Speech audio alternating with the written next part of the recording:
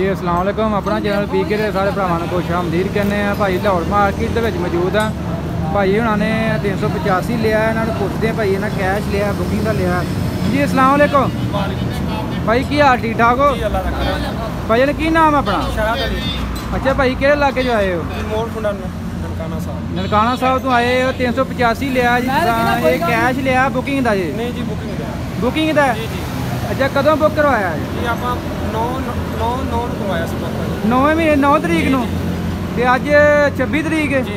ये जल्दी एडी मिल गया बस जी। वो ये केड़ा 32 13 नहीं 34 65 वाला 34 65 वाला इस करके जल्दी मिल गया। बाकी ये 32 13 वाले भी जो ना कंपनी डिलीवरी देंदी पई है।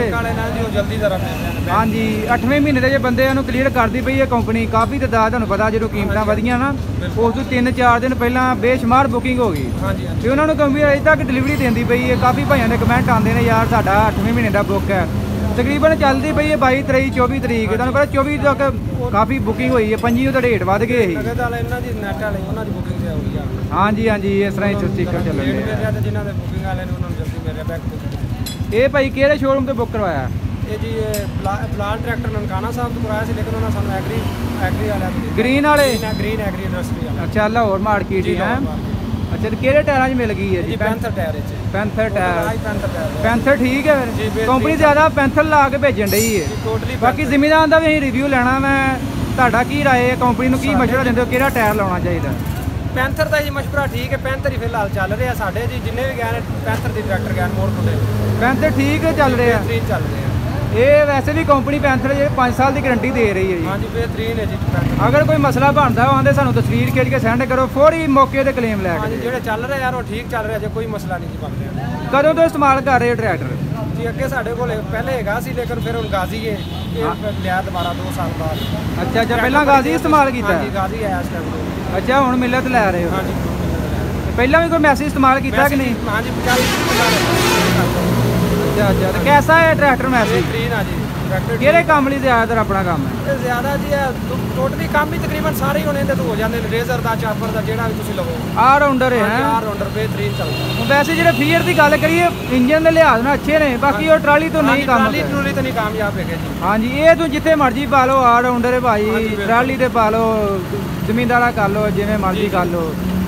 ते भाई हुण FD वालियां को आए तुसीं? FD वाला माशाल्लाह दी छत लवाई हो लवाई आ। अच्छा जी। छत भी इन्ना को लवाई? छत भी इन्ना को बड़ा हैवी फ्रेम लवाया है। ये 5 इंची फ्रेम है? 5 इंची फ्रेम है, डबल फ्रेम है। किन्ने दी छत लवाई जी? छत की 20,000 बहुत हैवी काम भाई यार। मैं फ्रेम वेख के ना FD वाले बहुत अच्छा। तो पिछे हुक किहड़ी लवाई जी? आयो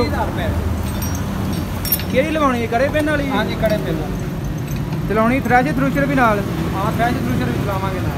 अच्छा तो हुक किन्ने च हो गया काम? 30,000 रुपये 30 दे हुक ते 30 दी छत?